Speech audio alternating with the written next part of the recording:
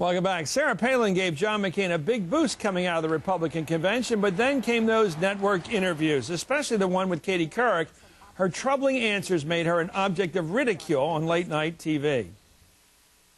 Ultimately, what the bailout does is help those that are concerned about the health care reform that is needed to help shore up our economy, it's got to be all about job creation. It's got to be all about job creation, too. And putting it back on the right. Things have only gone downhill from there. In the latest NBC poll, even Republicans listed Sarah Palin as the biggest drag on John McCain.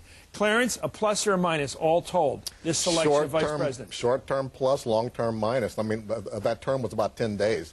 Because it has been one bad news episode after another. Plus, the very fact that they refused to let her face the press in a news conference tells everybody that she's not ready. And even in the one-on-ones, she has those same kind of problems. You used the phrase not ready. When she first was presented to the public, rather attractive, surprising, novelty, all that, likable. Then somebody changed the topic from the question from, is she a good junior partner on this ticket, the new person on the block, or is she ready to be president at this moment? And if she's not ready to be president right at this moment, she's not ready to be VP. Somebody changed the question, and that's killed her, I think.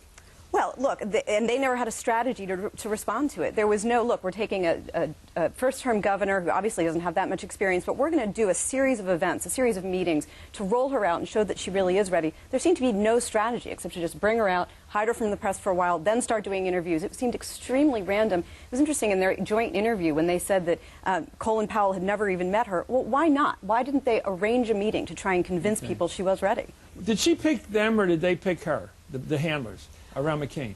I get the feeling she had a hand in this. Well, she was promoting herself. She was very actively promoting herself for a number of months from Alaska, and that was a coming together of like-minded people. But it shows how shallow, I think, and cynical the choice was to a lot of the critics. The critics look at her and look at what's happened and say, not ready, not a serious choice. And what he needed to do was reach independence.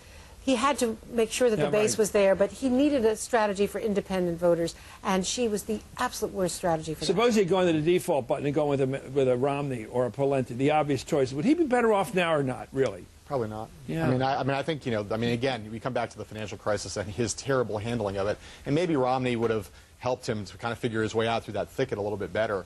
But I just, to your point, Chris, I don't think anybody changed the question. I think that's always the question. The question is, are you ready to be president? It just takes us a little while to get to it sometimes. Yeah, well, eventually we got there. Let's get to where we're headed now. It's November 5th. It's November 5th, the day after the big election this year. Is she the first in line to run for 2012? I think she certainly has a claim to, and she seems like she's getting herself ready for it, sure. Yeah, is she running already? Yeah, sure. First, finish out the gubernatorial term, get a talk show host job. I mean, there are things she's very good at. She just isn't prepared as far as the information in her head, the quick recall, the analysis.